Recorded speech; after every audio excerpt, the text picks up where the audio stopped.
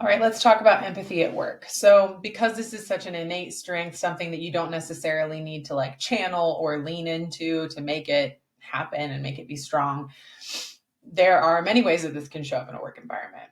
So, I want to share a couple that I think are the most prominent or most likely to show up for you, maybe to cause challenges for you or to benefit you. So, you have a natural ability to read the room. Whether you're in leadership or sales or marketing or HR or training, etc., you really can add value to any situation by being able to understand what people are feeling and thinking in the room. And with that, being able to adjust to improve the situation without them really needing to say anything. They don't need to raise their hand and say, I'm struggling with this, or I don't like this, or I love this. You can kind of sense that naturally. And so you're able to sort of shift the conversation in the way that it needs to go to continue either supporting what people are really liking or feeling good about, or to shift away from the things that people are struggling with, or even just identify the things people are struggling with so you can work on them. So I think obviously this can be a huge benefit to teams, organizations, projects, etc., because nobody really wants to be continuing down a path if everyone around them seems to hate it, right? Or people aren't benefiting from it, or, or people love it and you're not going hard enough, right? So this can be a really huge benefit to a team to kind of have the eyes and ears of you focused on an audience, focused on stakeholder, et cetera, et cetera.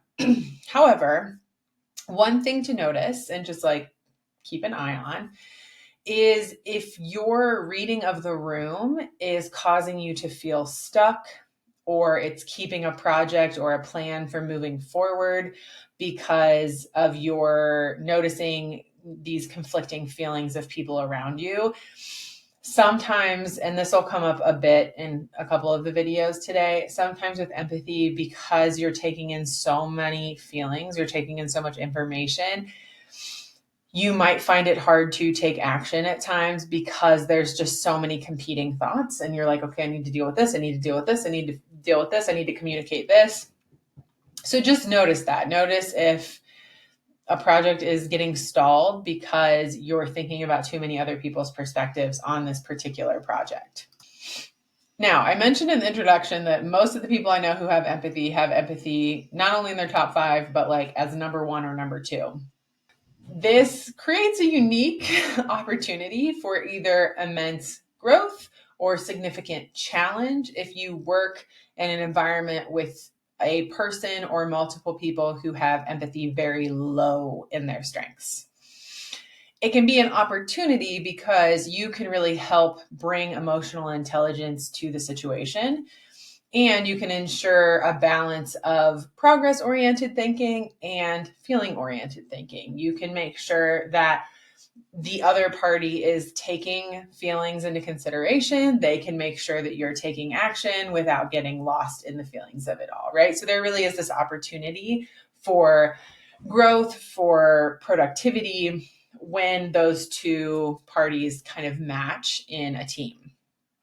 On the flip side, your colleagues who maybe don't have empathy high on their strengths could grow frustrated by your constant need to evaluate and focus on the feelings of the group when there's work to get done, in their opinion. Now, when there is that frustration, when there is that like, okay, we're spending too much time focusing on feelings here, we need to keep moving, I want to be very clear that this is not a time to push down your empathy. This is not a time to hide it. This is not a time to put it on a shelf. When there are others around you who are growing frustrated by your desire to include feelings and to recognize what's happening, the automatic response can be like, oh, that's bad, so I'm going to try and shut it down. Don't do that. This is where the beauty of strengths comes in, right? Everybody's strengths are beautiful. And when wielded appropriately, together, we can be so much stronger than we are independently.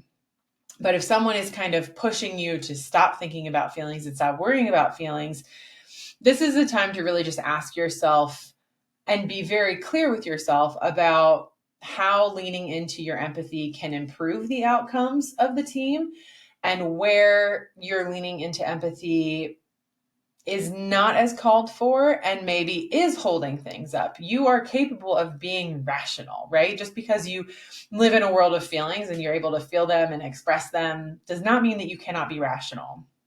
So take a step back, evaluate the situation, recognize where your strength is highly beneficial in this process, and recognize where maybe it's not, and just try to kind of step back from that place where it's not. But I want to reiterate, this is not a time to bury your empathy. Really, it's never a time to bury your empathy. But sometimes it is time to kind of take a step back, and that it doesn't need to be at the forefront for every decision and everything that's being done in a particular work environment.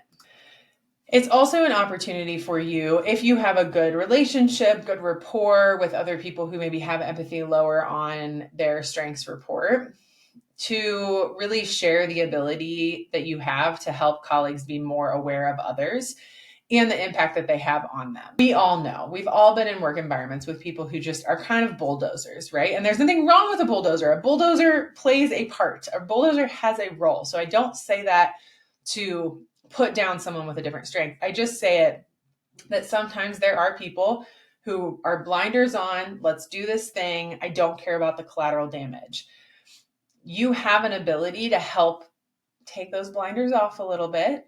Let's look around. Let's see what collateral damage might be happening here. Let's minimize the collateral damage. Let's minimize the hurt feelings. Let's minimize the feelings of rejection, right? You can help people be more aware of that. It may never be their number one strength, because our strengths don't really change, and that's a whole other conversation. But that doesn't mean they can't have empathy. That doesn't mean they can't see other people's feelings. It's just sometimes they need to be taught how, they need to be encouraged to look. So use this power that you have, use this skill that you have.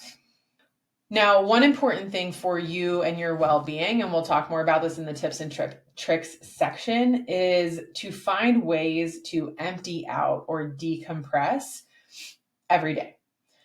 You may take on a lot throughout the day that's not really yours to carry. So make sure that you are learning and embracing practices and rituals that encourage you to let go of what is not yours to carry.